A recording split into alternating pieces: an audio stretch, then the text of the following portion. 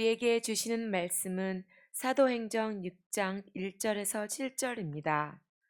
그때의 제자가 더 많아졌는데 헬라파 유대인들이 자기 과부들이 매일이 구제에 빠짐으로 히브리파 사람을 원망하니 열두 사도가 모든 제자를 불러 이르되 우리가 하나님의 말씀을 제쳐놓고 접대를 일삼는 것이 마땅하지 아니하니 형제들아 너희 가운데서 성령과 지혜가 충만하여 칭찬받는 사람 일곱을 택하라. 우리가 이 일을 그들에게 맡기고 우리는 오로지 기도하는 일과 말씀 사역에 힘쓰리라 하니 온 무리가 이 말을 기뻐하여 믿음과 성령이 충만한 사람 스데반과 또 빌립과 브로고로와 니가노르와 디몬과 바메나와 유대교에 입교했던 안디옥 사람 니고라를 택하여 사도들 앞에 세우니 사도들이 기도하고 그들에게 안수하니라. 하나님이 말씀이 점점 왕성하여 예루살렘에 있는 제자의 수가 더 심히 많아지고 허다한 제사장의 무리도 이 도에 복종하리라. Today's scriptures from the book of Acts, chapter 6, verse 1 to 7. In those days, when the number of disciples was increasing, ingratian Jews among them complained against the Hebraic Jews because their widows were being overlooked in the daily distribution of food. So the 12 gathered all the disciples together and said, it will not be right for us to neglect the ministry of the Word of God in order to wait on tables. Brothers, choose 7 men from among you who are known to be full of spirit and wisdom. We will turn this responsibility over to them and will give our attention to prayer and the ministry of the Word. This proposal pleased the whole group. They chose Stephen, a man full of faith and of the Holy Spirit, also Philip, Procrus, Nicanor, Timon, Parmenas, and Nicholas from Antioch, a convert to Judaism. They presented this man to the apostle, who prayed and laid their hands on them. So the word of God spread. The number of disciples in Jerusalem increased rapidly, and a large number of priests became obedient to the faith. This is the word of God. Amen. 하나님의 말씀입니다. 오늘 말씀의 제목을 한번 따라하겠습니다. 위기를 기회로 만드는 영적 원리. 다시 한번 위기를 기회로 만드는 영적 원리. 네, 오늘도 귀한 은혜의 시간 되기를 간절히 소원합니다. 위기를 기회로 만드는 영적 원리라는 제목으로 말씀 증거할 때 여러분은 모든 삶에 있는 모든 위기와 위기라고 생각되어지는 것들, 문제라고 생각되는 것들을 오히려 반등할 수 있는, 나를 성장시킬 수 있는, 나를 바꿔갈 수 있는 기회로 삼는 지혜로운 성도 여러분들 다 되시길 간절히 소원합니다. 이를 위한 영적인 원리가 무엇인가라고 하는 것을 우리가 말씀을 증거할 겁니다. 여러분 1920년 미국 경제 대공황 시기에 어느 목재소 직원이 일방적으로 해고를 당했습니다. 얼마나 억울하겠어요? 최선을 다해서 젊은 시절을 다 바치고 중년 시절까지 다 바쳤던 그런 직장이었는데 일방적으로 자기 책상에 그냥 해고 통지서가 딱 와버린 거예요. 무슨 상기도 없었습니다. 물론 사회적인 여러 가지 대공황도 문제였지만 그래도 내가 평생 몸담아서 일했던 곳에서 일방적으로 해고를 통지를 당하니까 너무 억울하고 막 분노가 치솟아 올랐습니다. 그래서 이 억울한 마음에 치솟는 분노감을 주체할 수 없었어요. 그래서 날이면 날마다 그렇다고 해도 또 재고용해 주는 것도 아니니까, 그래서 분노와 복수심으로 사로잡혀가지고 인생을 하루하루 이렇게 낭비하면서 술이나 먹고 세월을 그냥 하루하루 그냥 낭비해 가던 그런 어느 날 이 남자가 자기 아내에게 이런 말합니다. 여보, 내가 할 수 있는 모든 일을 다 해봤지만 내게 소망이 없네. 차라리 죽고 싶을 지경이야. 이렇게 막 푸념을 해버렸습니다. 그때 아내가 말해요. 기가 막힙니다. 여보, 정신 차려요. 아, 여보 얼마나 힘들어. 그래, 그냥 뭐 같이 좀 한 잔 마시자. 이렇게 한 게 아니라 아내가 여보 정신 차려. 당신이 할 수 있는 걸 다 해봤다고? 내가 보기엔 아니야. 당신이 아직 해보지 않은 일이 한 가지가 있는 것 같아. 그게 뭔데? 하나님께 기도하지 않았잖아. 이런 얘기를 한 거예요, 아내가. 그러니까 마지막으로 하나님 앞에 탁 내려놓고 나와 함께 같이 기도합시다. 당신이 뭐 해볼 거 다 해봤지만 기도 안 했잖아. 하나님께 다 내려놓고 무릎 꿇지 않았잖아. 아우, 이 아내의 믿음의 말 한마디가요, 이 남편의 마음 깊숙한 곳에 새겨지게 됩니다. 그리고 다음날 아침 엎드려서 기도하기 시작하는데요. 하나님, 하나님 당신께서 살아계시면 저의 앞길을 열어주세요. 나를 쫓아난 목재도 사장에게 복수할 수 있도록 도와주세요. 기도의 내용은 아직 바뀌지 않았습니다. 근데 여러분, 놀라운 일은 뭐냐면, 그가 엎드려 기도하면 기도할수록 그동안에 깊이 막 쌓여왔던 원한과 복수심과 이 분노감이 점차 하나둘씩 사라지기 시작했다는 거예요. 그러면서 기도 제목들이 서서히 바뀌어가더라는 거예요. 왜? 자기 기도 속에 이런 기도가 쌓이면 쌓일수록 어느 순간, 자기 자신이야말로 가장 큰 죄인이었음을 깨닫게 됐다는 얘기죠. 이순희 목사님도 항상 갈증하고 있습니다만은, 저도 마찬가지고 여러분들 다 마찬가지로, 우리가 진짜 기도에 더 깊이 들어가면 깊이 들어갈수록 인생에 처음 했던 기도만이 아니라 지금도 얼마든지 저와 여러분들이 기도 가운데 들어가면 들어갈수록 제일 깊이 깨닫는 것이 첫 번째가 뭐라고요? 세상에 제일 교만한 사람이 나였고, 아멘 해야죠. 세상에 제일 큰 죄인이 바로 나였고, 세상에 제일 큰 문제가 바로 나였음을 깨닫게 되는 것. 이게 진짜 큰 은혜를 받는 첫 출발점이라는 거예요. 네.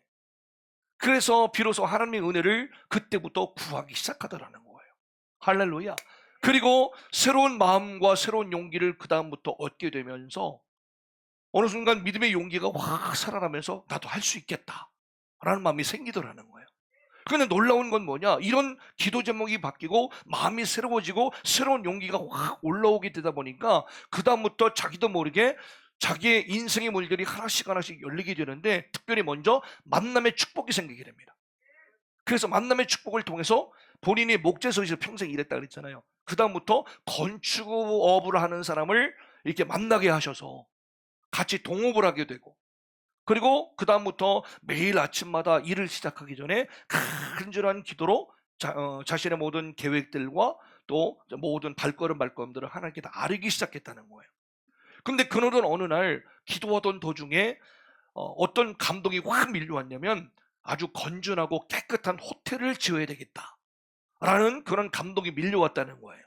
왜냐하면 당시 1910년도, 20년도, 30년대 어간에는 미국이 호텔 시설이 너무나 열악했다는 거예요. 그나마 몇 개 있었던 고급 호텔들은 대부분 타락하고 방탕한 곳이었고, 마약과 어떤 또 성과 이런 어떤 술들이 만무하는, 그래서 돈 있는 사람들이 가가지고 다 하는 짓이라고 나 그런 것밖에 없으니까. 그래서 나름대로 좀 괜찮은 호텔들은 다 이런 것들이 난무했다는 거예요.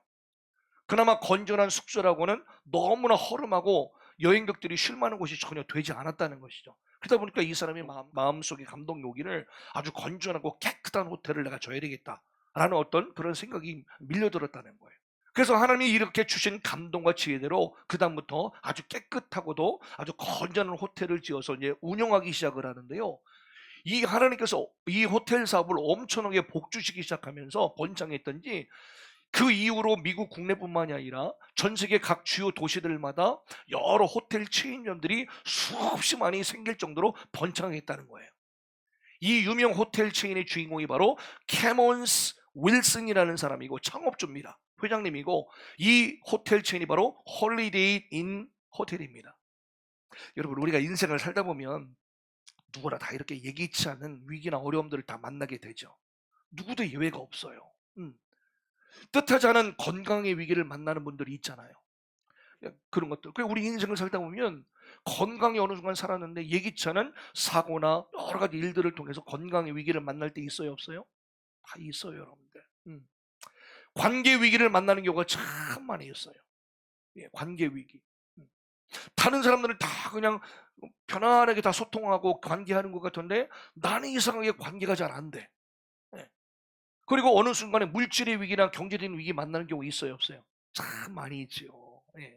심지어 어느 순간 이런 일들이 막 밀려들면, 아, 내가 이제 죽는구나, 이것이 내 인생의 끝인가? 라고 하는 그런 생각들이 막 이렇게 밀려올 때도 있고요.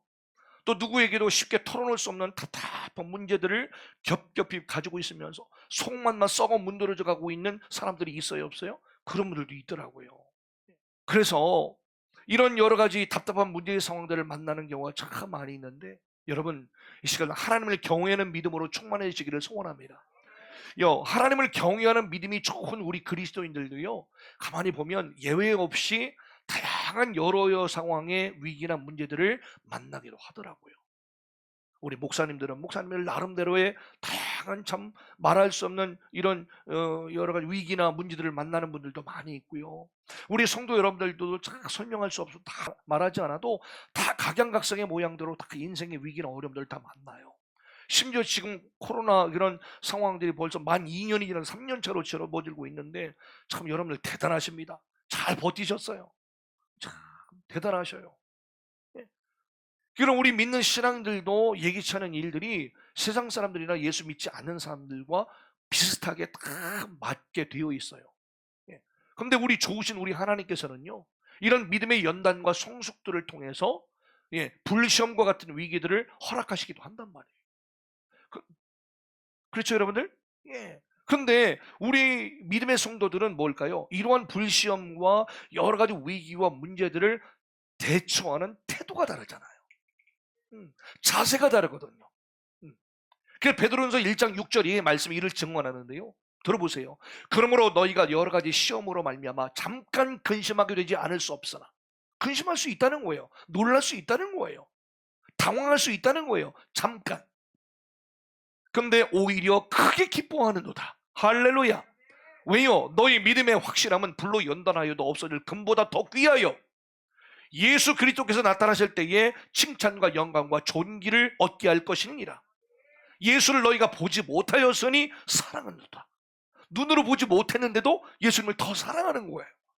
야, 이래도 보지 못하나 믿고 말할 수 없는 영광스러운 즐거움으로 기뻐하니 믿음의 결국 곧 영혼의 구원을 받음이니라. 그 영혼 구원 받은 사람들은요, 기본적으로 불시험과 여러 시험들과 위기와 문제를 만나도 대처하는 태도와 언어와 모든 우리의 마음 자세가 180도 달라요. 이런 성숙한 우리 모두가 되기를 간절히 소원합니다.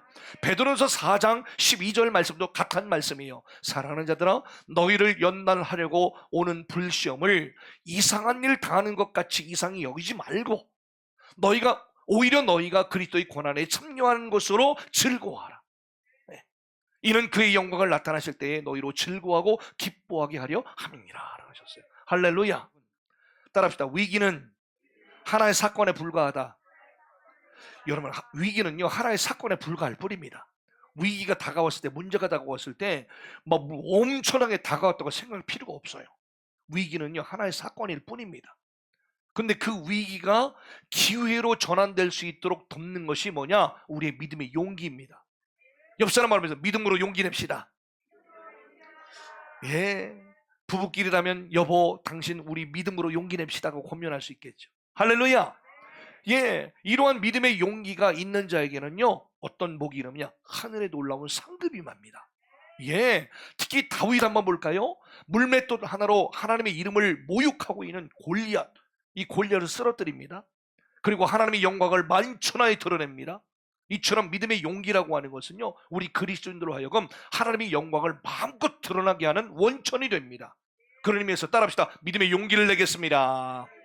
할렐루야. 다윗은 그래서 위기를 기회로 바꾸었던 축복의 주인공이 돼요. 골리앗 같은 큰 장수가 내 앞에 딱 나타났을 때 그 위기를 기회로 전환시킨 축복의 주인공이 되고요. 더 나아가 위기를 오히려 더 큰 특별한 상급과 축복으로 바꾸었던 주인공이 되었습니다. 우리도 이런 다윗이 가졌던 믿음의 용기를 사모해야 되겠죠. 그럼요. 결국 그래서 인생의 문제란 도대체 뭐냐? 우리 인생의 문제는 결국 뭐냐? 닥쳐온 위기를 어떻게 잘 극복하지 못하느냐에 달려 있다는 것입니다. 예. 또한 위기는 뭐냐? 누구에게나 다 찾아옵니다. 예. 저희 가족에도 위기는 종종 찾아옵니다, 여러분. 다만 뭐냐? 위기를 대처하는 태도는 각자 다 달라요. 어떤 사람은 문제를 해결하는 인생을 살아가는데요. 어떤 사람은요, 문제에 함몰되는 인생을 삽니다. 그러니까 아주 작은 문제도 문제를 크게 해석하고 아주 작은 문제를 그냥 너무 부풀려 생각해서 거기 문제 그냥 막 짓눌려서 살아가는 그런 사람들도 있더라라는 얘기죠. 네. 위기의 때를 내 영혼을 깨끗하게 하는 기회로 삼고 위기의 때를 내 기도의 무릎을 더 꿇게 만드는 기회로 삼고, 그렇죠. 그리고 위기의 기회를 내 믿음을 다시 한번 새롭게 만드는 영적인 기회로 삼는 것. 이게 바로 영적 도약을 하는 주인공이 될 수 있는 사람이죠.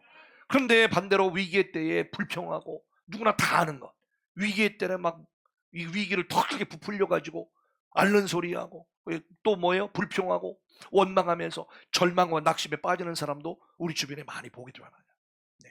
여러분, 이왕이면 여러분들 이 위기의 때를 영혼을 깨끗하게 하는 기회로, 기도의 무릎을 꿇는 기회로, 믿음을 더 새롭게 하는 기회로 삼으시기를 간절히 소원합니다.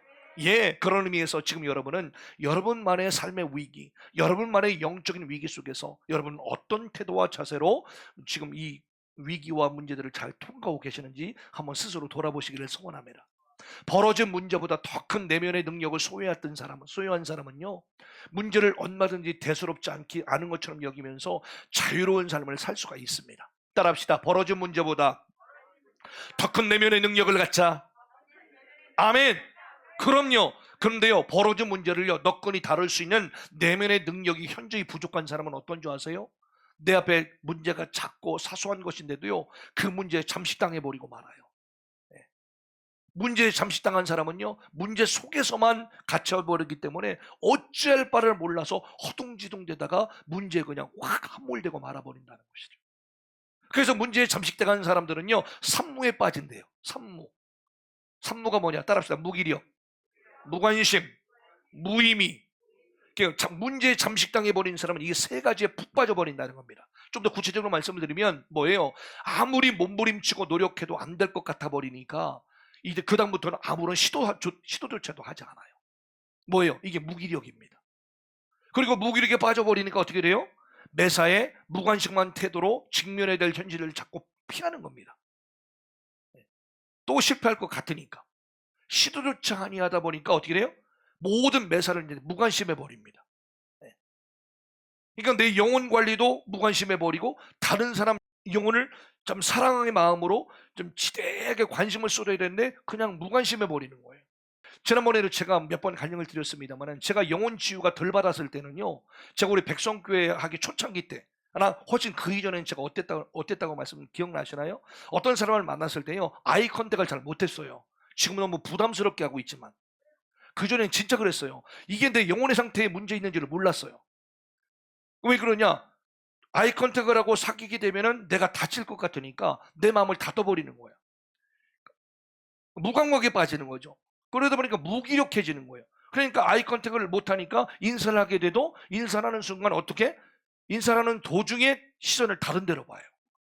이게 내 영혼의 깊은 어떤 무기력증과 무감각에 빠진 사실들을 몰랐다는 거예요. 이 시간 우리의 내면을 바라볼 수 있는 눈이 열리기를 간절히 소원합니다. 예. 그러니까 자꾸 현실을 회피하는 거예요.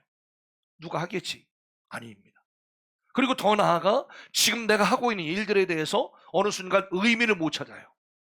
내가 하고 있는 일들에 대해서 목적을 찾지 못하다 보니까 어떻게 돼요? 자꾸 내가 하고 있는 일들에 대해서 허무감에 빠져버리는 겁니다. 이러한 문제에 잠식당한 사람들에게 나타나는 산무, 즉 무기력과 무관심과 무의미를 빨리 극복하시기를 간절히 소원합니다. 할렐루야! 뿐만 아니라 문제에 함몰된 사람들은요 건강한 자세를 가지고 문제를 직면하지를 못해요. 무서운 거예요. 두려운 거예요.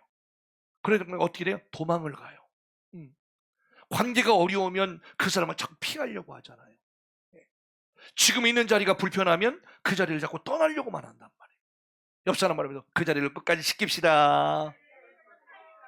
너무 중요해요, 여러분들. 이게요 영적인 거예요. 영적인 거예요. 그리고 더 나아가 문제로 대화를 풀어갈 수 있는 노력을 하지 못해요. 여러분, 모든 문제는요 대화로 다 해결할 수가 있어요. 웬만하면 다 해결할 수 있습니다. 다만 뭐예요? 얘기하기 싫어지니까, 대화하기 싫어지니까 언제든지 여러분 저나 제 아내나 우리 전사님들이나 또 영적으로 기도하는 분들에게 항상 알리셔요. 우리가 그래서 백성께서 항상 우리가 주의해야 될 건 뭐냐면 누구만 알고 계세요. 목사님만 알고 계세요. 전도사님만 알고 계세요. 그건 뭔지 아세요? 당짓겠다는 거예요. 깨달으셔요, 여러분들? 예. 나도 모르게 당짓는 거예요, 이게. 그래서 우리 사역자는 다 모두 실시간으로 공유해야 되고, 왜요? 성도들을 효과적으로 잘 관리하고 케어할 수 있기 위해서. 그래서 우리 자신도 모르게 우리가 항상 해왔던 언어 습관과 삶의 습관들 중에 하나님이 전혀 기뻐하시지 않고 사단이 너무나 우리를 교묘하게 나다지도 모르게 이용하고 있다는 사실을 깨닫는 저와 여러분들 되기를 간절히 소원합니다. 네, 그래서 대화로 모든 것들을 잘 해결해 나갈 줄 아는 건강한 내면을 갖는, 건강한 영성을 갖는 여러분 모두가 되시기를 간절히 소원합니다. 예, 그래서 이 문제에 함몰되게 되면요, 더 나아가서 자기 상처와 자기 죄에 꽁꽁 묶여 있기 때문에 자꾸 똑같은 비슷한 문제를 닥치게 되면 자꾸 도망가려고 한단 말이에요. 예, 여러분 문제 앞에 직면하시기를 소원합니다. 때로는 두렵고 과연 해낼 수 있을까? 라고 하는 두려움이 엄습해 온다 할지라도 우리는 할 수 없어요. 그리고 내가 감당하지 못했거든? 저에게나 또 다른 분들에게 토스해주면 되는 거예요. 그래서 아름다운 공동체를 아름답게 이루어가는 우리 모두가 되어야 될 줄로 믿습니다. 근데 살아가는 여러분, 회피한 문제는요, 결코 시간과 세월이 좀 흘러간다고 해서 해결되지 않아요. 결국 해결되지 않아요. 회피했고 외면했던 문제는요, 어느 순간 더 큰 상처와 갈등을 유발시키게 되고요, 더 큰 악독과 고집을 더 만들어낼 뿐이라는 거죠. 지금 우리는 이 문제를 해결할 수 있는 능력뿐만이 아니라 특히 위기를 또 다른 기회로 삼을 수 있는 능력을 받아야 될 줄로 믿습니다. 이 은혜를 우리가 오늘 사모해야 되는 거예요. 이게 바로 영적인 비결이에요. 이런 위기를 기회로 만드는 근본적인 능력은 다른 게 아닙니다. 따라합시다. 영원하고 참된 존재의 본질인 영혼에 임한다. 그래서 위기를 기회로 만들 수 있는 근본적인 능력은 내 영혼에 달려 있습니다. 내 영혼이 뭐예요? 나의 내면입니다. 나의 마음이기도 하고요. 예. 그래서 이 모든 근본적인 어떤 문제와 위기가 딱 닥쳤을 때에 이 부분들을 건강하게 뛰어넘고 돌파할 수 있는 능력은 바로 우리의 내면과 영혼 상태에 달려 있다는 것을 꼭 깨닫는 이 시간 되기를 소원합니다. 여러분, 원래 위기라는 단어가 어떻게 만들어진 줄 아세요? 위험의 위자하고 기회의 기자가 합쳐진 말이에요. 예. 이게 원래 제 얘기가 아니라 사전적인 의미입니다. 그래서 유명한 영어 사전인 웹스터 사전을 보더라도 이 위기를 따라합시다. 위험한 고비, 어떤 일의 전환점, 이거의 합성어라는 거예요. 그 어떤 위험한 고비도 있지만 동시에 어떤 일의 전환점으로 삼을 수 있는 것이 바로 위기래요. 그 이 위기라고 하는 단어는 이미 기회라는 단어가 포함되어 있다는 뜻이에요. 우리 소망이 생기잖아요. 예. 그래서 우리의 생각이 부정적으로 자꾸 올라가게 되면 어떻게 돼요? 위험한 고비로만 자꾸 함몰되는 거예요. 근데 다시 한번 이 시간 여러분들의 마음이 확 열리기를 소원하는데, 위기와 문제를 닥쳤을 때 어떤 일의 전환점이 생기겠구나, 이렇게 생각이 전환되기를 소원합니다. 이게 합성어예요, 합성어. 그래서 이중적인 의미가 담겨 있는 거예요. 그렇게 우리 인생의 위기라는 것은 우리를 때론 위험한 상황으로 몰고 가기도 하지만 동시에 새로운 기회를 제시해주는 인생의 찬스가 된다는 거예요. 그래서 위기를 돌파하는 능력의 그 여부에 따라서 바로 어떻게 돼요? 위기와 문제가 어떤 사람에게는 양약이 되기도 하지만 똑같은 위기와 문제를 만났을지라도 어떤 사람에게는 어떻게 돼요? 인생과 언어와 얼굴과 모든 삶이 아주 독해지게 되는 도구로 작용하는 경우도 있다는 거예요. 여러분 수긍하시죠? 예. 그래서 어떤 사람은 작은 위기에도 기가 팍 죽는다든지, 작은 위기 속에서도 두려움에 확 압도당해가지고 난리법석 요란을 떨지만, 또 반면에 전혀 어떤 사람은요, 큰 위기를 만난다 할지라도 잠시 놀라거나 당황은 해요. 그러나 얼른 마음을 탁 잡아버리고 여유 있고 태연하게 극복해 나간다는 거예요. 여러분 후자가 되시기를 소원합니다. 예, 이것이 바로 믿음의 차이이자 영적 실력의 차이예요. 여러분 옆 사람 말하면 영적 실력을 잘 길러나갑시다. 우리 찬양에도 하고 있으면 영적 실력은 뭐예요? 말씀의 능력, 찬양의 능력, 기도의 능력, 또 뭐예요? 예배의 능력, 또 뭐예요? 빨리 다 그런 거예요. 이런 우리 영적인 기본기가 잘 쌓여지는 사람이요, 결국에 뭐냐, 위기나 문제를 딱 당했을 때에 너끈히 여유 있게 넘길 수 있는 기본 베이스를 평소에 잘 닦아놓은 사람이라고 하는 거예요. 다른 게 없어요, 여러분들. 다른 게 없어요. 따라합시다. 말씀의 능력, 기도의 능력, 찬양의 능력, 또 무슨 능력? 예배의 능력. 할렐루야. 이게 바로 믿음의 차이자 영적 실력의 차이라는 거예요. 그래서 시편 27편 1절 이하의 말씀 보니까 여호와는 나의 빛이요 나의 구원이시니 내가 누구를 두려워하리요. 여러분 이 시편 27편의 기자인 다윗이 이 본문을 썼을 때에 다윗이 두려워하지 않았을까요? 두려워했어요. 예, 당황했습니다. 그럼에도 불구하고 당하고 있는 자기 자신에게 집중하는 것이 아니라 당황스럽게 만드는 환경과 주변의 여건을 집중하는 것이 아니라 하나님께 집중해 버립니다. 아멘. 그래서 여호와는 나의 빛이요 나의 구원이시니 그래서 내가 누구를 두려워하겠느냐. 여호와는 내 생명의 능력이시니 내가 누구를 무서워하려. 죽을 것 같은 그런 막 상황이 닥쳐와요. 그거는 지금 내가 그렇게 느끼는 거죠. 근데 여호와는 내 생명의 능력이시니 내 생명의 모든 여탈권은 누가 쥐고 있다? 하나님이 주고 계시니 내가 누구를 무서워하리요. 악인들이 내 살을 먹으려고 내게로 왔으나 내 대적들 나의 원수들인 그들은 실족하여 넘어졌도다. 군대가 나를 대적하여 진칠지라도 내 마음이 두렵지 아니하며 이 믿음이 충만하시기를 소원합니다. 전쟁이 일어나 나를 치료할지라도 나는 여전히 태연하리로다. 와, 대박입니다. 대박입니다. 참으로 우리는 진짜 한치 앞을 내다볼 수 없는, 그래서 위기이고 그래서 초위기의 시대 속에 우리가 살아가고 있다고 해도 과언이 아닙니다. 근데 이런 위기 속에 우리가 위기 시대를 우리가 살아가고 있으면서도 우리가 그리스도인으로서 위기를 유발시키는 문제 자체가 빨리 내 눈앞에서 빨리 사라지기만을 바랄 수도 있겠지만 그보다 더 중요한 것은 뭘까요? 예, 그 문제가 빨리 내 눈앞에서 사라지기를 바라는 것보다 더 중요한 것은 뭐예요? 위기 자체를 돌파할 수 있는 능력을 소유하는 것.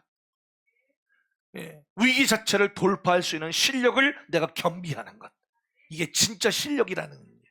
그러기 위해서 무엇보다도 따라합시다. 속사람의 크기. 속사람의 크기를 더 넓혀가야 돼요. 예, 내면의 크기를 더 넓혀가야 돼요. 예, 옛날 같으면 자그만 거리도 팩토라지고 막 했었는데 이제는 넉넉하게 받아들이잖아요. 우리 속사람의 크기, 내면의 크기. 예. 근데요, 이 속사람의 크기, 내면의 크기가 위기의 크기보다도 더 큰 사람은 당연하죠. 위기 앞에서 두려워하지 않아요. 네. 사소한 것에 다투거나 목숨 걸지 않아요. 큰 위기로 느껴졌던 문제조차도 어느 순간 나의 내면과 속사람이 쑥 성장하고 나니까 어떻게 돼요? 신기하게도 이제는 아무것도 아닌 것처럼 받아들이게 되더라. 예. 그러므로 우리는 이러한 내면과 속사람의 능력만큼 문제를 당당하게 직면할 수 있는 여러분을 되셔야 될 줄로 믿습니다. 더 나아가 내 내면의 건강한 만큼 문제를 통찰해 볼 수 있는 거예요. 또 내 내면이 단단하게 성장한 만큼 어떻게 돼요? 문제 앞에서도 여유로운 태도를 지닐 수가 있게 되고요. 더 나아가 내 속사람과 내면이 건강한 만큼 위기 속에 숨겨진 기회들을 싹 발견하게 되는 거예요. 할렐루야. 그래서 에베소 3장 16절 이의 말씀에 그의 영광의 부흥성을 따라 그의 성령으로 말미암아 너희 속사람을 능력으로 강건하게 하시오며 믿음으로 말미암아 그리스도께서 너희 마음에 계시게 하시옵고 너희가 그 사랑 가운데서 뿌리가 박히고 터가 굳어져서 능히 모든 성도와 함께 지식이 넘치는 그리스도의 사랑을 알고 그 너비와 길이와 높이와 깊이가 어떠함을 깨달아 하나님의 충만하신 것으로 너에게 충만하게 하시기를 구하노라 라고 했어요. 아멘. 우리의 기도의 제목이 사모함의 제목이 되어야 될 줄로 믿습니다. 그래서 여러분은 사방으로 나를 막 우겨싸는 듯한 그런 문제가 내 앞에 있다라고 하는 생각이 막 엄습해 밀려올 때에 여러분 영혼이 팍 깨어있는 분들은요 나를 향한 하나님의 진실한 섭리가 담겨져 있겠다 이렇게 해석을 해버려. 와. 그리고 나의 모든 삶을 주장하시는 하나님을 계속해서 바라볼 수 있기 때문에 내 내면이 상처받지 않아요. 내 속사람이 상처 입지 않아요. 아멘. 내 내면과 속사람이 요동하지를 않아요. 이게 진짜인 거예요, 여러분들. 그래서 내 환경과 내 상황이 사망의 음침한 골짜기와 같은 그런 역경 가운데를 막 걸어가고 있다고 생각이 들지라도 보배이신 예수 그리스도가 내 안에 있음을 확신하기. 예. 그래서 내 앞에 위기와 문제들을 넉넉히 초월하면서 그런 삶을 우리가 살아갈 수가 있게 되는 것입니다. 그래서 내가 하나님을 믿는 믿음만큼 우리는 인간적인 틀들을 더 깨뜨리게 되는 거예요. 내가 하나님을 믿는 그 신뢰하는 그 믿음만큼 영적인 원리를 따라가게 되어 있어요. 할렐루야. 옆 사람 말하면서 영적인 원리를 따라가겠습니다. 많은 이들이 교회 생활하고 많은 이들이 신앙 생활을 한다고 하면서도요, 많은 경우에 육적인 원리를 자꾸 따라가고 있는 경우를 많이 보게 됩니다. 육적인 원리를 따라가고 있으면서도 본인은 영적인 원리를 따라가고 있다고 착각을 한단 말이에요. 이 시간 여러분들 영적인 원리를 제대로 따라갈 수 있는 지혜로운 여러분을 다 되기를 축복합니다. 내가 예수님을 더욱더 의지하고 신뢰하는 그 믿음만큼 우리는 모든 한계를 뛰어넘어 더 기도하게 됩니다. 내가 주님을 의지하는 그 믿음만큼 육신의 힘을 더 내려놓고 영적인 힘을 더 붙들게 되어 있어요. 내가 예수님을 더 의지한 만큼 어떻게 해요? 땅의 지혜를 내려놓고 육신적인 여러 가지 지혜와 조언들 들었어요. 예, 필요 없다는 말이 아니에요. 그것들을 일단 내려놔요. 참고상으로만 내려놓고 더 그 상황 가운데 무릎을 딱 꿇고 하나님의 지혜를 구해요. 영적인 지혜를 구할 줄 안다는 거예요. 아까 우리 회장님 처음에 말씀을 드렸잖아요. 홀리데이인 창업주 얘기했잖아요. 다른 건 다 해봤다고 하지만 정작 중요한 거 뭐 안 해봤다고요? 아내가 볼 때에 한 번도 무릎 꿇는 모습을 본 적이 없거든. 한 번도 기도하는 것을 본 적이 없거든. 아내만 계속 기도했던 거죠. 이 원리 깨닫는 거죠. 모든 것들을 영적인 원리로 이러면 잘 풀어나갈 수 있는 우리 모두가 되기를 소원합니다. 사랑하는 성도 여러분, 모든 문제와 위기 앞에서 우선적으로 우리는 무릎을 꿇어 부르짖어 기도해야 됩니다. 닥쳐온 위기와 문제들을 직면하긴 하되 육적인 방법들이 아니라 영적인 방법으로 접근해야 됩니다. 예. 여러분의 많은 삶의 어려움들과 위기는요, 그래서 내면과 속사람의 문제가 생겨서 일어나는 일들이 참 많습니다. 이걸 우리가 깨달아야 돼요. 우리가 겪는 대부분의 모든 삶의 어려움과 위기들은 어디에 있다고요? 대부분 우리의 내면과 속사람의 문제가 생겨서 파생된 일들이 많습니다. 그 되게 많은 일들은 아주 사소한 일로 시작이 돼요. 아주 사소한 일로 자존심이 팍 상했기 때문에 시작이 된 거잖아요. 결국 우리 속사람과 내면의 문제예요. 부부싸움의 경우에도 교회 안에서 대부분의 어떤 갈등과 아주 사소한 다툼의 원인들을 가만히 들어가보면 뭐예요? 따라합시다. 자존심 싸움이다. 자존심 싸움이에요, 되게. 네. 별일 아닌 일로 낙심과 절망에 깊이 빠졌기 때문인 경우가 참 많이 있다는 얘기죠. 또 별 대수롭지 않은 일이나 아무 생각 없이 툭 던진 가벼운 한두 마디 때문에 좋았던 관계가 확 틀어진 경우가 참 많아요. 근데요, 영적인 관계가 잘 쌓여져 오잖아요. 그러면요, 말을 쉽게 툭 던져도 상처받지 않아요. 이걸 우리 원리를 알아야 돼요. 근데 항상 육적인 관계로 계속 이렇게 이어져 오다가 말 한마디 딱 실수하면요, 말 한마디 실수하니까 전전긍긍하고 있는, 그리고 말 한마디 때문에 팍 토라지는 건 뭐예요? 아, 이제까지 쌓았던 관계가 육적인 관계였구나.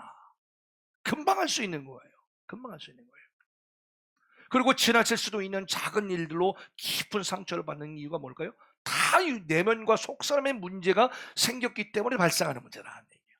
옆 사람 말하면서 내면과 속사람 관리를 잘합시다. 다른 문제가 아닙니다. 네, 그래서 우리 내면과 속사람 관리를 건강하게 잘 해나가는 것이야말로 말로 우리 신앙생활의 1순위예요. 1순위. 예. 근본 이유는 뭘까요? 사람과 사건의 배후에서, 내 삶의 배후에서 역사하는 악한 영 때문에 그런 것이고요. 그러니까 우리의 싸움은 혈과 육에 관한 것이 결코 아니라고 그러잖아요. 이걸 분별할 수 있기를 소원합니다. 따라합시다. 우리의 모든 싸움은 혈과 육에 관한 것이 아닙니다. 우리의 삶의 배후에서 역사하는 악한 영 때문에 그런 거예요. 분별할 수 있기를 소원합니다. 예, 내가 그걸 분별 못했을 뿐이고, 내가 그걸 영적으로 분별하지 못했기 때문에 육적인 생각만 하기 때문에 그게 문제로만 보이고 위기로만 보였던 것이에요. 이 시간 여러분의 영적인 눈이 확 열리기를 소원합니다. 네, 에베소 6장 12절의 말씀에 우리의 씨름은 혈과 육을 상대하는 것이 아니요 통치자들과 권세자들과 이 어둠의 세상 주관자들과 하늘에 있는 악한 영들을 상대합니다. 오늘 여러분들 영적인 눈이 확 열리고 영적인 안목들이 열리셔서 성전문을 딱 나가는 순간부터 이 싸움이 언제 어디서든지 다가올 수 있음을 항상 영적으로 긴장하시고, 그런 일이 딱 벌어졌을 때에 여러분들 영적으로 잘 기도하시고 대처하시기를 간절히 축복합니다. 너무나 중요한 말씀을 드리고 있는 거예요. 한 사람의 아직도 비우지 못한 욕심들, 아직도 그 한 사람의 깊은 내면의 상처, 해결되지 못한 상처, 이런 것들의 문제인데, 이런 것들을 정확히 알고 있는 악한 영들, 그 악한 영들은 우리가 어디에서 잘 넘어지고 어디에서 문제가 생기는 것을 너무나 잘 알아요. 나보다 나를 제일 모르는 것이 나예요. 나보다 나를 제일 잘하는 것이 사탄마귀예요. 그리고 나보다 나를 더 잘하시는 분이 우리 하나님이세요. 사단마귀 우리가 결코 여러분 무시하면 안 돼요. 얼마나 능력이 많은지 몰라요. 그래서 우리는 예수 그리스도를 실시간으로, 성령님을 실시간으로 의지하지 않으면 결코 교묘한 악한 온 사탄마귀들의 계계를 우리가 당해낼 수 있는 힘과 능력이 우리에게는 없어요. 그럼 누구를 철저히 의지해야 된다? 예수 그리스도. 누구를 철저히 의지해야 된다? 성령 하나님. 할렐루야. 이건 우리의 절대적인 사명에 속한 거예요. 사명. 실시간으로 내면의 약한 부분들이 무엇인지를 너무나 정확히 잘 알고 있기 때문에 그 부분을 건드려 버려요. 그래서 상대방으로 하여금 그 부분을 통해서 그렇게 말하게끔 하고, 왜요? 나를 넘어뜨리게 하려고. 이걸 분별하면 어떻게 돼요? 이걸 분별하게 되면 그거를 사랑의 조언으로 듣게 되고 마음을 열 수 있게 되고 분별할 수가 있게 되는 거예요. 사소한 것에 우리가 와왁거리지 않는다는 얘기죠. 아무것도 아닌 작은 문제를 큰 문제인 것처럼 크게 부풀려 전혀 다른 문제를 만들어내게 되고, 전혀 비본질적인 문제를 계속 확대시켜가지고 공동체 전체를 파괴시키는 것이 다 뭘까요? 아직도 비우지 못한데 욕심이 있다는 증거고, 너 내면에 여러 가지 해결되지 못한 상처가 우리 안에 여전히 남아있다는 증거라는 얘기죠. 할렐루야. 그래서 우리는 계속해서 여전히 영적으로 공사 중이잖아요. 그럼 다시 한번 옆 사람을 하면서, 여전히 저는 공사 중입니다. 빨리 공사 마치고 시온의 대로를 열어가겠습니다. 이게 왜 자꾸 여러분 시키는 줄 아세요? 귀찮게? 이거 자꾸 우리가 되뇌어야지만 우리가 믿음으로 고백할 수 있게 되는 것이고, 그리고 믿음으로 고백할 때에 우리의 영적인 실체를 다시 한번 인식할 수 있기 때문인 거예요. 그러므로 우리는 다시 한번 당장 눈앞에 벌어진 문제 앞에서 문제의 그 껍데기 표면만에만 막 매달려 전전긍긍할 것이 결코 아니라 뭘까요?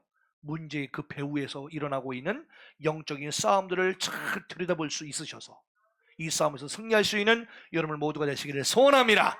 특히 이 싸움에서 승리할 수 있는 비결이 뭐냐? 따라합시다. 기도입니다. 기도는 모든 문제의 궁극적인 대안입니다. 네, 모든 궁극적인 대답입니다. 그래서 기도할 수 있는 그리스도인에게는 극복하지 못할 위기가 없어요. 극복하지 못하겠다고 생각하는 것은 여러분 정직하게 말하자고요, 기도 안 해서 그런 거예요. 기도 안 해서. 근데 기도는 한다고 하지만 깊이 있는 기도를 통해서 나를 들여다보지 않았던 거예요. 그래서 여러분을 깊이 있는 기도를 통해서 우리 자신 스스로를 들여다볼 수 있는 기도가 절대적으로 우리는 필요해요. 특히 나 자신을 정확히 들여다볼 수 있는 기도는 다른 말로 따라합시다. 초점을 맞춘 기도다. 초점을 맞춘 기도가 바로 나 자신을 제대로 들여다보는 거예요. 내 안에 악한 것이 무엇이 있는지, 내 안에 선한 것도 있고 성령의 법이 나를 다스리고 있는 영역이 있다는 걸 알아요. 근데 궁극적으로 초점을 맞추지 못한 기도는 죄와 사망의 법이 계속 이겨요. 초점을 잘못 맞춘 기도는, 초점을 안 맞추는 기도는 뭐예요? 중언부언해요. 그래서 어떻게 됩니까? 계속 다람쥐 쳇바퀴 돌듯이 똑같은 문제에 계속 반복을 한다는 거예요. 뭔가 죄의 문제에 대해서 나의 영적인 상태에서 깨달음은 있었지만 중요한 건 뭐예요? 계속 여전히 꾸준하게 초점을 맞추는 기도를 하지 않으면 어떻게 돼요? 여전히 깨닫기만 하지 삶의 근본적인 변화가 전혀 있지 않게 되는 거예요. 할렐루야. 그래서 열매 맺는 삶이야말로 영성의 최고봉이라는 거예요. 그래서 초점을 잘 맞춘 기도는요, 불가능한 일도 가능할 수 있다고 선포하게 만들어버리고, 아멘, 영적인 흐름들을 싹 바꿔줍니다. 초점을 맞추는 기도는요, 악순환을 선순환으로 바꿔줘요. 초점을 맞추는 기도는요, 문제의 근본적인 원인부터 해결해 나가요. 이게 아주 중요한데 여러분들, 따라서 저와 여러분들 모두가 기도를 해도 내 생각과 내 감정과 내 마음의 소리를 자꾸 들으려고 하지 말고 예, 내 안에 성령님께 초점을 맞출 수 있는 여러분 모두가 될 수 있기를 소원합니다. 우리가 많은 경우에 자칫 하나님의 음성을 들었다고 하는데 들어보면 하나님의 음성이 아닌 경우가 많아요. 무슨 큰 영적인 분별을 가지고 안 봐도요, 안 봐도 하나님의 응답을 받았다고 하는 분들, 응답받아서 뭘 한다고 하는 분들 얘기를 들어보잖아요. 그냥 저건 응답이 아닌데 하는 경우가 굉장히 많아요. 왜 그래요? 내 감정의 소리를 들었기 때문에, 내 생각의 소리를 들었기 때문에, 내 마음의 소리를 들었기 때문에. 그게 사람이 기본적으로 어떤 일에 몰두하게 되면 꿈에도 나타나고요, 어떤 일에 몰두하고 막 집중하잖아요. 그럼요, 그게 마치 내 기도의 소리, 내 기도의 소리인데 내 안에 성령님의 소리라고 착각하는 경우가 굉장히 많다는 거예요. 이 시간 하나님의 성령님의 음성을 가만히 귀 기울여 들을 수 있는, 우리 마음을 비우면서 우리의 모든 것들을 내려놓을 수 있는 그러한 영성으로 우뚝 설 수 있기를 간절히 소원합니다. 너무나 중요한 말씀이지요. 나도 모르는 내 안에 육적인 정력으로 쓰려고 잘못 구하면 어떻게 돼요? 아무리 기도해도 주시지를 않아요. 그래서 우리 항상 하는 말이 있잖아요. 하나님이 주신 축복들을 잘못 사용하거나 정력으로 쓰려고 구했는데 막 주는 경우가 있잖아요. 막 받은 것 같잖아요. 그거는 축복이 아니라 저주일 경우가 되게 많다고. 네, 그래서 우리는 축복도 진짜 축복을 주는 분별하는 것이 굉장히 중요해요. 야고보서 4장 2절 3절의 말씀에 너희가 얻지 못하면 구하지 아니하기 때문이요 구하여도 받지 못하면 정욕으로 쓰려고 잘못 구하기 때문이라 했어요. 바로 이 시간 여러분 모두가 위기를 기회로 만드는 영적 원리를 깨달읍시다. 그리고 문제를 근본적으로 해결할 수 있는 영적인 능력을 받으시기를 간절히 소원합니다. 오늘 본문 1절의 시작이 어떻게 시작합니까? 그때의 제자가 더 많아졌는데 라고 시작합니다. 당시 예루살렘에 있었던 초대교회는 1호 교회입니다. 1호 교회. 예루살렘 교회가 초대교회 1호 교회였는데요, 강력한 오순절 성령 강림 사건으로 말미암아 놀라운 성장과 놀라운 영적 확장들을 경험하게 됩니다. 그러니까 사도들도 당황한 거고 성도들도 급성장을 하다 보니까 다 당황한 겁니다. 예. 그러면서도 성령님이 쫙 이끌어 갖고 있었기 때문에 아주 거기에 흐름을 타서 가고 있었어요. 그래서 초대교회 성도들 역시 마찬가지로 예수 그리스도를 향한 불타는 믿음, 열정을 가지고 신앙생활을 해나갔었어요. 누구처럼? 저와 여러분들처럼.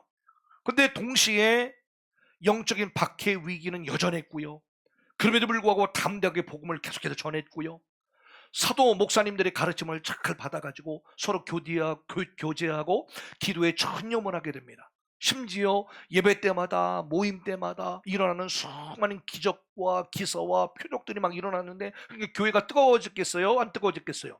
당연히 뜨거워졌겠죠. 모든 성도가 그래서 서로 사랑의 음식을 막 나눠주고, 어느 분에게 뭐가 필요하지 않나 해서 막 음식도 사다 드리고, 막 서로 그런 교통제가 막 일어났어요. 그리고 서로 필요한 물건들을 서로 막 주고받으면서 예배의 최우선의 삶을 아주 열정적으로 살았습니다. 모두 빠짐없이 다 헌신적이었고, 그 누구 하나도 굶주리거나 핍절한 자가 하나도 없는 아름다운 교회의 원형의 모습을 이 초대교회 예루살렘 교회가 감당했다는 거예요. 참 너무 사모하죠, 여러분들? 네, 사모되잖아요. 사도행전 2장 46절의 말씀 보니까 날마다 마음을 같이하여 성전에 모이기를 힘쓰고 집에서 떡을 떼며, 집이라고 하는 것은 가정교회를 말하는 거예요. 그냥 자기 집에서 떡 뗐다는 말이 아니에요. 가정교회별로 모여가지고 함께 떡을 떼고 기쁨과 순전한 마음으로 음식을 먹고 하나님을 찬미하고 또 온 백성에게 칭송을 다 받았다는 거예요. 그러다 보니까 어떻게 해요? 자연스럽게 주께서 구원받은 사람을 날마다 더하게 하시니라. 야, 여러분 사람마다 교회마다 여러분 각 영적인 단계마다요, 그에 걸맞는 영적 수준의 시험과 위기가 꼭 찾아오게 되어 있습니다. 모든 성도들에게요 똑같은 시험이 공평하게 균등하게 일어나는 것이 아니에요. 우리 하나님께서는요 각 사람의 영적인 단계마다 영적인 수준마다 그 사람에게 딱 맞는 영적인 시험과 위기를 만나게 하세요. 근데 우리를 망하게 하시기 위해서? 아니요. 그냥 하나님의 시험은 다 아시죠? 템테이션, 유혹이 아니에요. 하나님의 시험은 뭐래요? 테스트라고 하잖아요. 테스트. 그래서 목사는 목사 나름대로의 그 수준에 걸맞는 시험이 막 찾아와요. 우리 전도사님들은 전도사님 나름대로 각 그 직분이 아니라 그분의 영적인 상태와 수준에 따라서 단계에 따라서 그에 걸맞는 위기가 다 찾아와요. 그래서요 그분이 당했던 시험의 수준을 딱 보면 저분이 얼마나 영적 그릇이 큰지를 대강 볼 수 있는 거예요. 그 우리 백성께서 항상 하는 말이 뭐예요? 큰 시험, 남이 겪지 않은 여러 가정이라든지 여러 가지 시험 당하는 거지 통하고 있는 위기나 문제들을 그 사이즈를 딱 보잖아요. 그럼 뭐라고 말해요? 큰 영적 거장이라고 미리 칭찬해 버리는 거예요. 왜요? 그걸 보기 때문에. 이 영적인 원리가 있기 때문에 그런 거예요. 그런데 나는 별큰뭐 문제도 없고 위기도 없고 이런 게 없다고 하잖아요. 예? 근데 그게 칭찬받을 일이 사실은 아니에요. 아직까지 영적인 어린아이라는 뜻이거든. 애들에게는 전 먹여야 되잖아요. 애들에게는 아직도 이유식 먹여야 되잖아요. 그러니까 단단한 음식을 먹게 해달라고 우리 여러분 기도하는 것은 대단한 결심입니다, 여러분. 감당할 수 있으셔요, 여러분들? 그래서 영적 수준에 따라서 그에 걸맞는 시험과 위기가 다 있게 마련이다. 날마다 양적으로 질적으로 부흥했던 초대교회와 성도들에게도 그에 걸맞는 위기가 찾아온 거예요. 초창기 때는 그런 시험 없었어요. 다 좋은 일만 있었지. 근데 막 폭발적으로 증가하고 성도들이 막 밀려들고 그리고 계속해서 뭐 서로 떡을 떼면서 교제하고 서로 물건을 통용하고 예 음식을 서로 막 나눠주고 예 제공해주고 하면서 아름다운 공동체가 막 되다 보니까 그에 걸맞는 위기가 딱 찾아온 거예요. 성장했던 초대교회가 어느 순간 두 개의 분파로 쫙 갈라지게 되잖아요. 네. 어떻게 돼요? 예. 그에 따른 분쟁들과 그에 따른 불만들이 이제 여기저기서 나오기 시작해요. 그 전에 나왔어요, 안 나왔어요? 없었어요. 이미 여러분들 아시는 분은 아시겠습니다만 그래도 설명을 드릴게요. 모르는 분들을 위해서.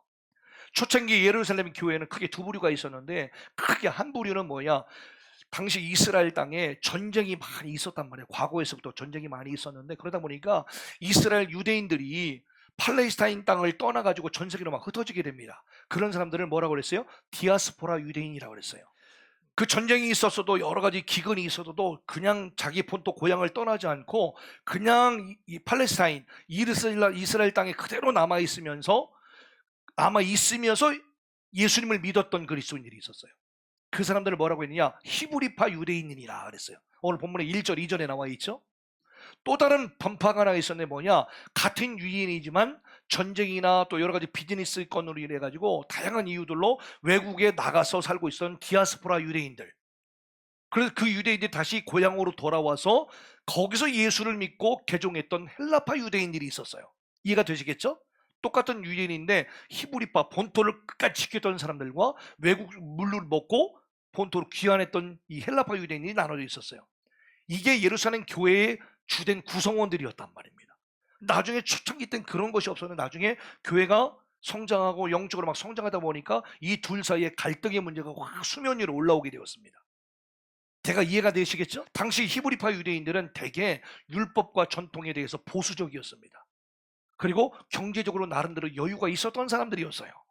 반면에 헬라파 외국인의 물을 먹었던 유대인들은 대개 희한하게도 외국에서 본토에서는 여러 삶의 기반이 없어가지고 외국에 나가 있다가 떠돌이 생활을 하다가 본국으로 귀환했기 때문에 대부분의 어떻게 돼요? 먹고 살 수 있는 대책이 마련이 되지 않았던 사람들.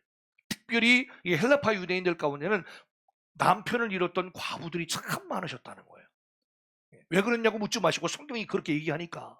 물론 초창기 때부터 설립 때부터 여러분 예루살렘 교회는 참 아름다운 교회여서요. 고아라든지 또 홀로 된 여인들을 위해서 사회적 약자를 돌보고 구제하는 일들을 사실 계속 해왔었어요. 안 했던 게 아니에요. 근데 어느 순간부터 문제가 전혀 되지 않았던 일들이 수면 위로 올라오기 시작하는데 헬라파 유대인들의 과부 출신들이 구제 명단에 자꾸 빠지게 되는 거예요. 내부 사정은 잘 모르겠어요. 똑같은 구제를 하고 섬김을 하고 이런 어떤 일들을 하는 데 있어서 헬라파 유대인들의 여인들이 명단에 자꾸 빠지게 되니까 불만이 있게 돼야 한대. 당연히 생기지요. 그러니까 헬라파 유대인들의 사회에서 어떻게 불평하고 원망하는 일들이 터져나오기 시작합니다. 오늘 1절의 말씀. 그때 제자가 더 많아졌는데 얼마나 좋은 일이에요. 그런데 헬라파 유대인들이 자기의 과부들이 매일의 구제에 빠짐으로 히브리파 사람을 원망했다. 여러분 교회 안에 원수 맺음과 다툼과 분냄과 시기 질투하는 마음들과 불평과 불만이 가득한 교회는요 성령의 역사가 나타나지 않습니다. 그리고 성령의 역사가 나타나지 않는다는 것을요 사단 마귀가 더 잘합니다. 그 사단 마귀가 더 잘 알기 때문에 더 원수 맺게 해요. 이해가 되시겠죠? 예. 이 눈에 보이지 않아요. 사람들을 통해서 귀에서 계속해서 분열을 조장하는 거예요. 원수 맺게 하고 자꾸 사소한 일로 다투게 만들고 성질내게 만들고 시기와 질투를 하게 만들어버리고 불평과 원망들이 자꾸 생겨나게 만드는 것이, 이 원리들을 너무나 잘 알고 있는 사단 마귀가 그걸 알기 때문에 계속 이런 일을 조장한다는 거예요. 여러분 우리 속지 맙시다. 교활한 사탄 마귀는 교회를 공격할 때 가장 먼저 이런 부정적인 소문들을 팍 난무하게 만듭니다. 그리고 우리가 항상 하는 말이 있잖아요. 부정적인 소문은 내가 종착점이 돼야 돼요. 깨달으십니까? 누군가를 통해서 부정적인 얘기가 딱 들리잖아요. 그러잖아요. 일단 여러분들이 종착점이 돼야 돼요. 요걸 전하는 사람이 제일 위험한 사람이에요. 입이 근질근질 하잖아요. 이런저런 부정적인 소문들이 난무해서 분열을 사점씩 조장하는 것이 뭐냐? 사단마귀예요. 우리가 그런 사단마귀의 도구가 되면 안 되잖아요. 그럼요. 그러니까 여러분 어떤 이유든지 간에 그것이 사실이다 할지라도 일단은 뭐예요? 여러분 그런 소문들이 여러분들 자체가 종착점이 돼야 돼요. 더 전하면 안 되는 거예요. 그리고 내부적으로 뭐예요? 자정 능력이 또한 있어야 되겠죠. 네. 무조건 덮는다고 다 중요한 거 아니에요. 교회가 분명히 썩고 있는데, 분명히 문제가 생겼는데 그걸 무조건 덮는다고 덮어져요? 아니죠. 교회는 그러면 안 돼요. 스스로 자정 능력이 있어야 되죠. 예. 목회자뿐만이 아니라 우리 성도 여러분 한 분 한 분들이 그런 영적인 스스로의 자정 능력을 갖추는 성숙한 그리스도인 되기를 소원합니다. 너무나 중요하죠. 그런데 교만한 사탄 마귀는요, 스스로 당을 지어서 끼리끼리 뭉치게 만들어 버리고요, 하나님 중심, 예배 중심, 사명 중심이 아니라 인정 중심으로 묶여요. 여러분 그거 철저하게 육적인 방법입니다. 인정 중심으로 묶이게 되고요, 욕심 중심으로 묶이게 되고요, 교만 중심으로 움직이게 만들어서요, 결국엔 어떻게 돼요? 결국은 주의 종과 계속해서 대적하게 조장해 버리고 만들고, 하나님의 일까지도 계속해서 흩뜨러뜨리고 하나님의 일들을 자꾸 대적하게 만들어 버린다는 얘기죠. 여러분 우리는 예수 안에서 사랑으로 하나 되어야 될 줄로 믿습니다. 따라합시다. 예수 안에서 사랑으로 하나 됩시다. 할렐루야. 성령의 능력은 오직 연합과 하나됨을 통해서만 나타납니다. 연합과 하나됨을 통해서만 나타나요.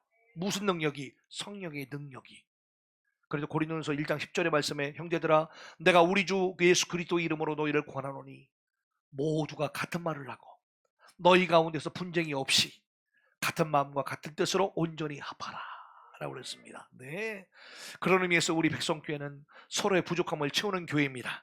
아멘. 서로 사랑하며 서로 연합하며 하나 되는 교회로 나가야 될 줄로 믿습니다. 연약한 기운이 모였을지라도 연약하기 때문에 당연히 손가락질하고 지적질할 수 있는, 자동적으로 나올 수가 있게 될 거예요. 왜요? 연약하니까. 말이 부드럽게 써서 연약한 거지. 그렇잖아요. 참 어떻게 저럴 수가 있나부터 시작해가지고 그런 얘기들이 막 나올 수 있는 그런 사람들이 모여있는 공동체예요. 우리 교회는. 그렇잖아요. 그게 딱 이제 좋은 말로 연약한 사람들이 모였다고 말하는 거예요. 우리는 은혜스러운 공동체니까. 그러니까 연약한 사람들이 다 모였고 진짜 지적질할 수밖에 없는, 문제가 있을 수밖에 없는 사람들이 다 모여 있어요, 여러분들. 네. 그래서 어느 누구에게 전화해서 어찌 그럴 수 있냐, 저럴 수 있냐, 어떻게 뭐 이렇게 할 수 있어요. 다 연약하기 때문에.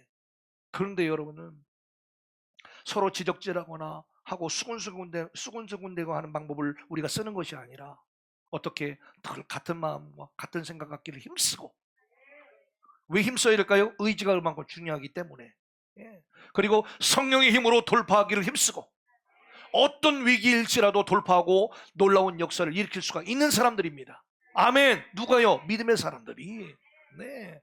그래서 빌립보서 1장 2절의 말씀도 같은 말씀이잖아요. 마음을 같이 하고 같은 사랑을 가지고 뜻을 합하여 한 마음을 품어 아무 일에든지 다툼이나 허영으로 하지 말고 오직 겸손한 마음으로 각각 자기보다 남을 더 낮게 여기고 각각 자기 일을 돌아볼 뿐더러 또한 각각 다른 사람들 일을 돌아보아 나의 기쁨을 충만하게 하라.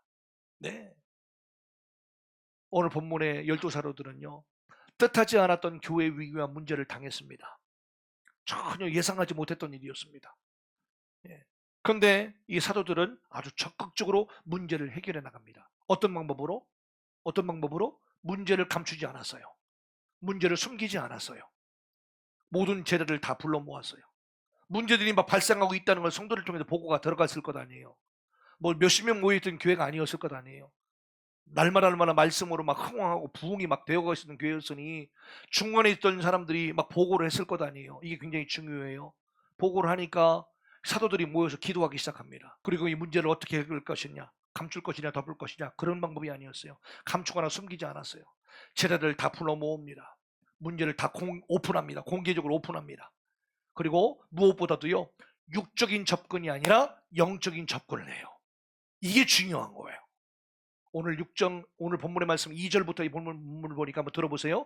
12사도가 모든 제자를 불러 이르되 우리가 하나님의 말씀을 제쳐놓고 접대를 일삼는 것이 마땅하지 아니하니 형제들아 너희 가운데서 성령과 지혜가 충만하여 칭찬받는 사람 7을 택하라.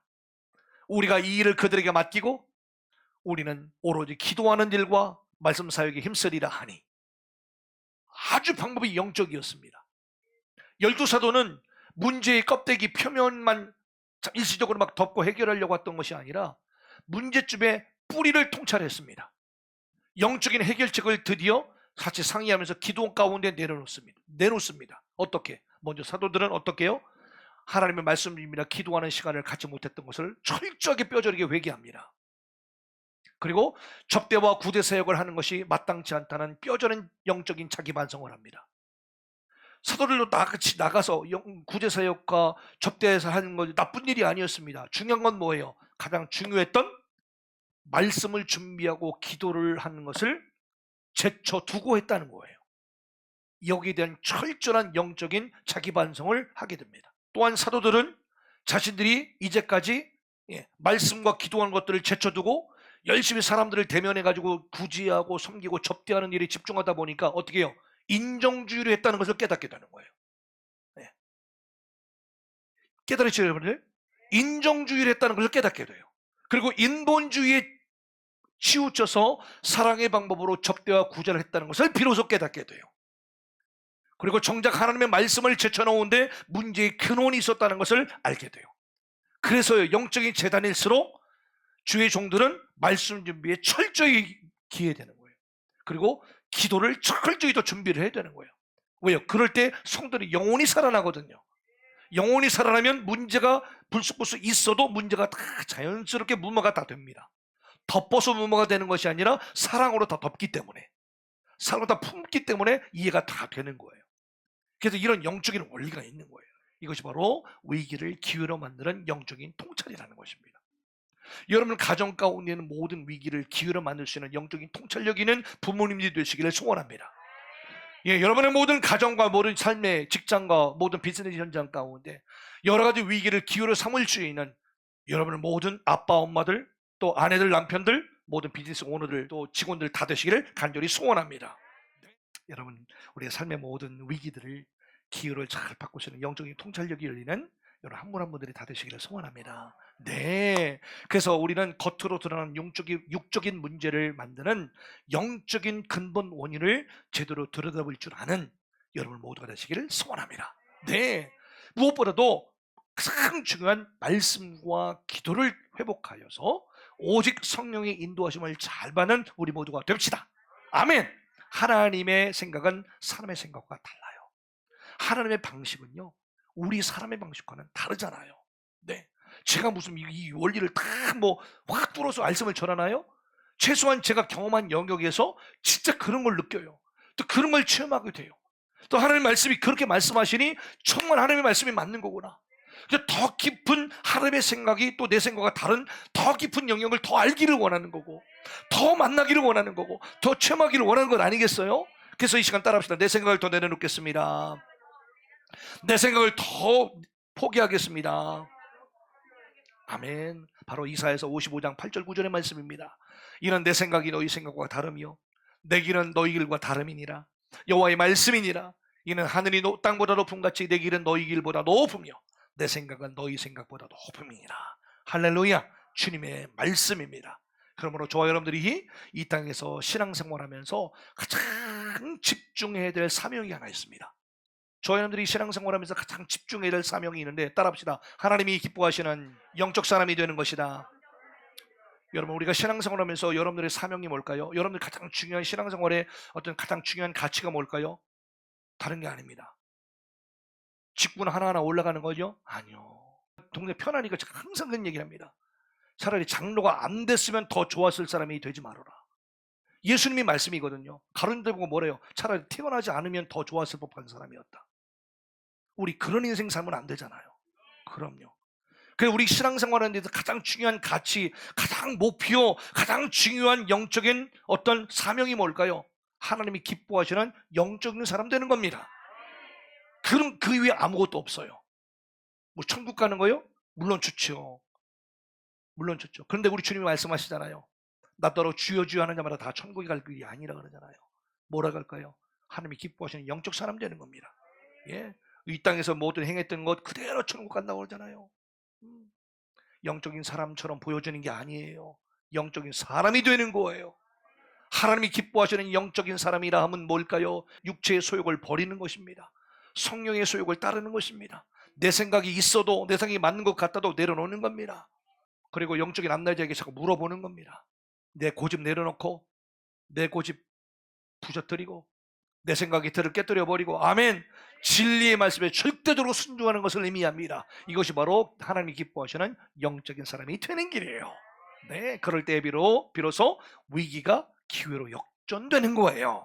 급하고 바쁜 나머지 하나님의 말씀 준비와 기도를 뒤로 제쳐놓고, 예, 인정주의와 인간적인 섬김과 접대와 구제사에게 치우쳤음을 철저히 깨달아서 회개했던 12사도는요, 다시금 기도하는 일과 말씀 사역 준비하는 것들을 힘쓸 것을 뼈저리게 다시만 결단하게 됩니다.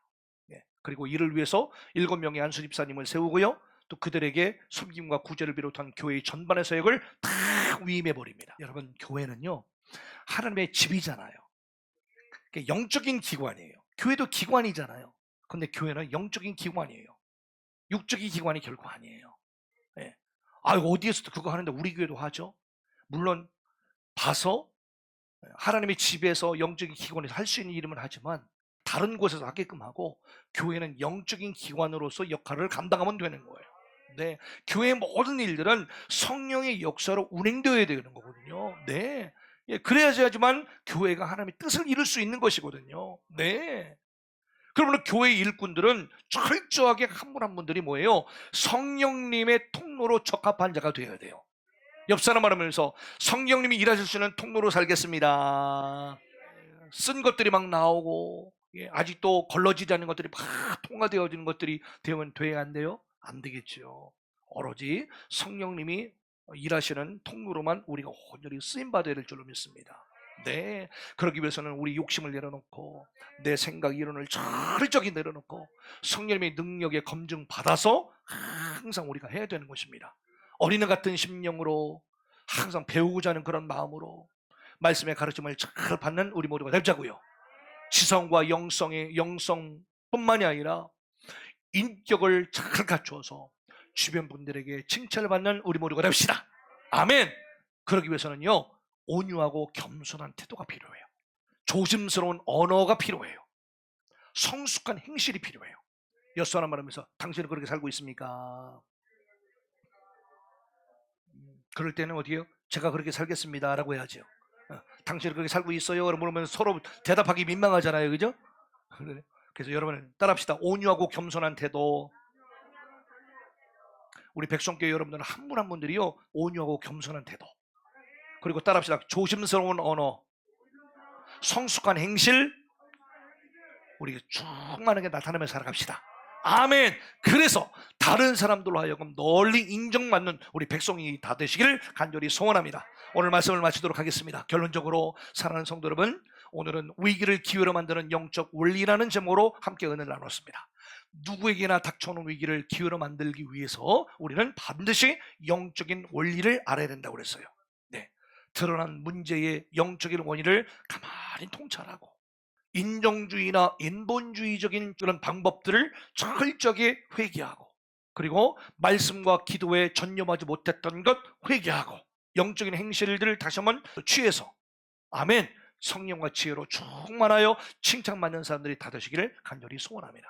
교회와 성도의 근본적인 근원적인 힘은 바로 오직 하나님의 말씀과 그분께 아뢰는 기도에 달려 있다는 사실 기억합시다. 아멘. 우리는 말씀과 기도의 힘으로 모든 위기들을 기회로 역전시킬 수 있는 능력을 이미 부여받았습니다. 믿으십니까? 예, 그런 능력을 이미 우리 부여받았어요. 우리 모두 이러한 영적인 원리를 잘 따라가서 네, 영적인 권세를 회복받아 이런 모든 삶의 위기와 문제들을 잘 기회로 선용할 줄 아는 기적의 주인공들을 다 되시기를 예수님의 이름으로 간절히 축원합니다.